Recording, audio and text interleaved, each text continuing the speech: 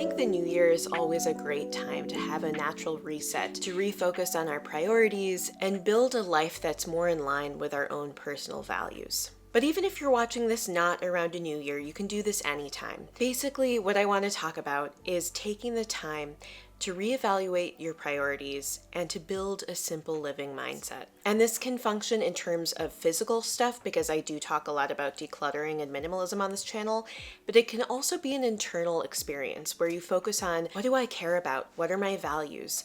And how can I live my life more in line with those values? It's something I'm currently working on. So today I thought I'd share 6 different strategies that I'm going to use to try to set the year off on the right foot as far as having a more simple living mindset.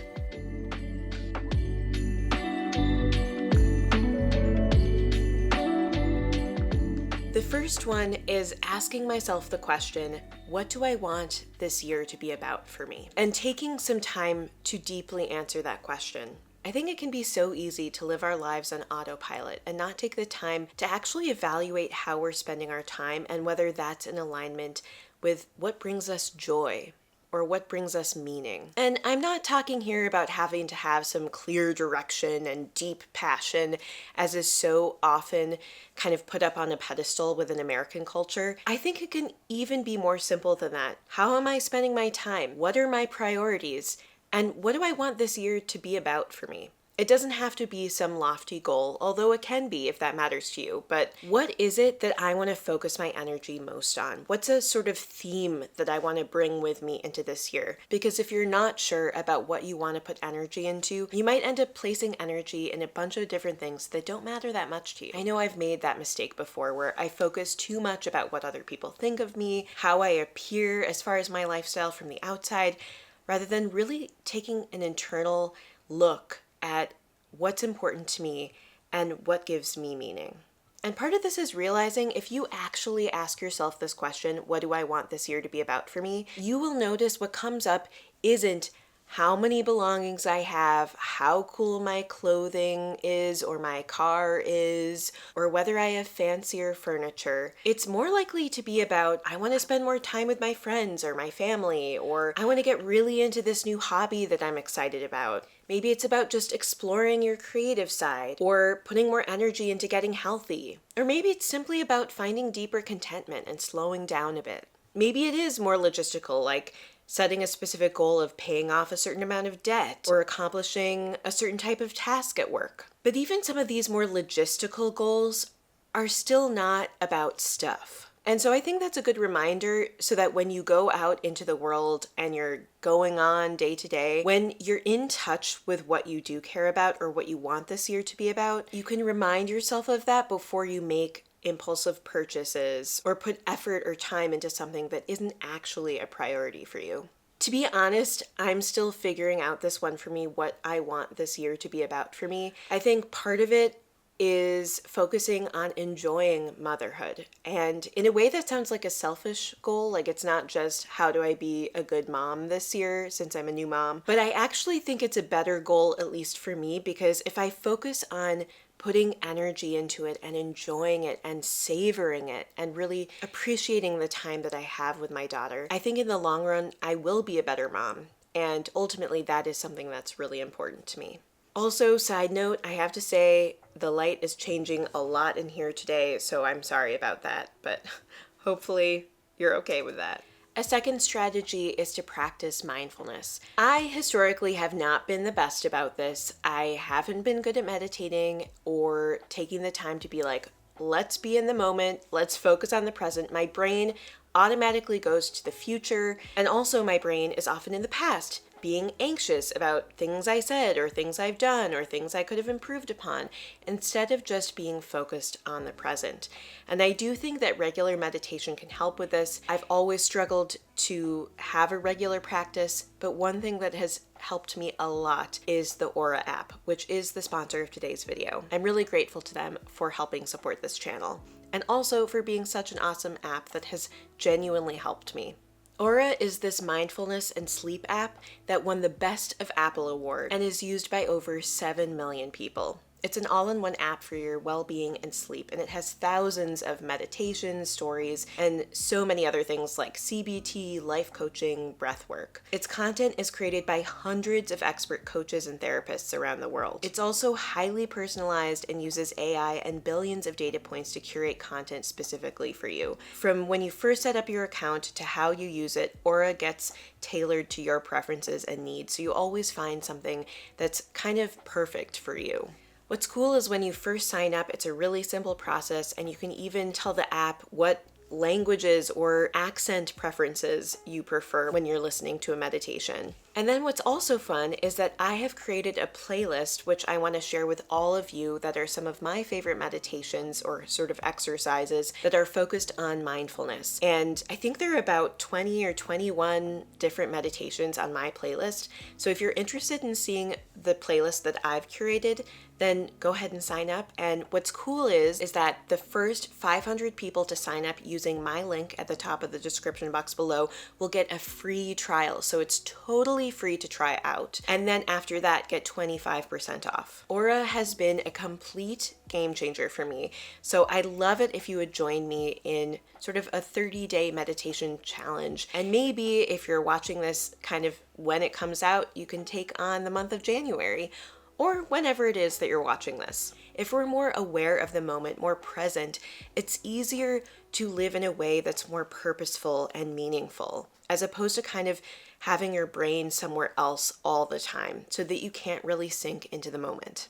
A third strategy is to replace a behavior you want to do less of, one that's maybe harmful or wasteful, with a similar one but that is more helpful. So for me, this is kind of embarrassing, but my bad habit is just scrolling on the internet and online shopping. I've gotten a lot better about this, but I still do it. And let's be honest, a lot of us do it. So I mean, I guess it's not that embarrassing, but it's kind of embarrassing considering I have this whole YouTube channel about minimalism, and yet sometimes I just find myself mindlessly scrolling, shopping, not necessarily always buying something, but sometimes buying something.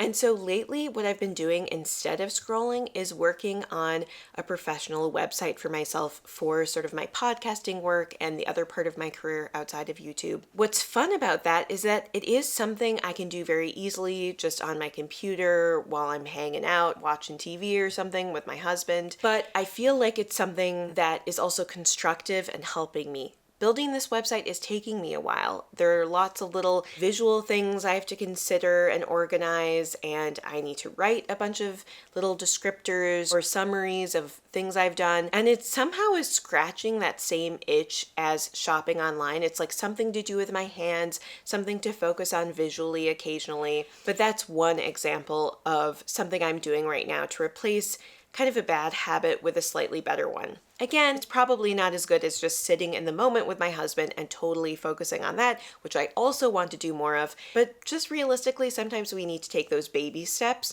of slowly inching away from the unhelpful behavior. A fourth strategy I'm going to try is to slow things down. Focus on one goal for the day instead of 5. And when making decisions, I want to always sleep on those decisions, whether it's big decisions about my career and life, or whether it's smaller decisions like whether I'm tempted to buy something and want to buy something right there and then. I want to sleep on it to give myself time to evaluate whether the decisions I'm making are really the best ones for me. And similarly, I don't want to pack my days with way too many to-dos or too many things in my schedule. I want to slow down and transition from one activity to the next and just focus on being present. Again, that mindfulness. A fifth one is to say no to the things that are just extra or don't bring me joy or meaning anymore. I'm still figuring this one out also because sometimes it's hard to say no when there are genuinely things in my life that I'm excited about or enjoy or are meaningful to me, and they're all competing. It's not as if there's one clear thing I definitely don't want to do. Like usually if there's something I very clearly do not want to do, I'm pretty good at saying no to it. It's the things that I do care about but I just don't quite have enough time for that get me down. So I think this one is more complicated for me and I need to do some soul searching, but I do want to bring in this priority into the next year. How can I say no to more of those ambiguous things that ultimately might be getting in the way? It's important to remember that we can't do it all. A sixth one is to declutter at least one thing every day. Sometimes a few things or sometimes many things. I don't want to be strict about this. If I don't declutter something literally every day this year, it's okay. I don't want to put that kind of pressure on myself, but I do want to kind of try for that, to be better about just getting rid of something when I'm interacting with it and I'm realizing it's broken or I never really use it or it's just getting in the way. I want to be better about just being willing to let things go when I notice they're not really serving me anymore. Because also, I really think that our space, our physical surroundings affect us psychologically and affect how we feel about ourselves, our anxiety levels, even our cortisol, according to some research. So I really want to be more actively engaged in that decluttering process. I mean, I am often, but some days I just kind of turn off that part of my brain because I'm so focused on other things and I'm so busy. But if I always keep that door open to just regularly declutter, I think that even helps me psychologically to remember that, again, it's okay to say no to things. It's okay to prioritize one or two things in this one day and not worry about all these other things. It's about simplifying each day, letting things go, letting go of the extraneous, and streamlining and putting energy into what is important. It's so easy to say, but in reality, it's so hard to do. It is so hard to constantly focus on our own priorities. But that is being human. And I think it's important to check ourselves and to reevaluate where we are on that journey all the time. That's what I'm trying to do, even right now in this video. I'm not going to be perfect at it, but I think taking the time to evaluate it now to jumpstart the year, it's a great opportunity that I hope all of us can take advantage of. Anyway, if you are new here, welcome. My name is Aylin and I make videos on simple living, minimalism, and building an empowering mindset. If you enjoyed this video or like this type of content, please hit the subscribe button below. It's a great way to support the channel, as is liking this video, just hitting that thumbs up button. It takes a moment for you, but it makes a big difference for me. So if you're willing to do that, especially if you're a regular viewer, I would so appreciate it. Anyway, that's most of what I've got for you today. But thank you so much for spending this little bit of time with me, and I hope you have a wonderful rest of your day. Bye.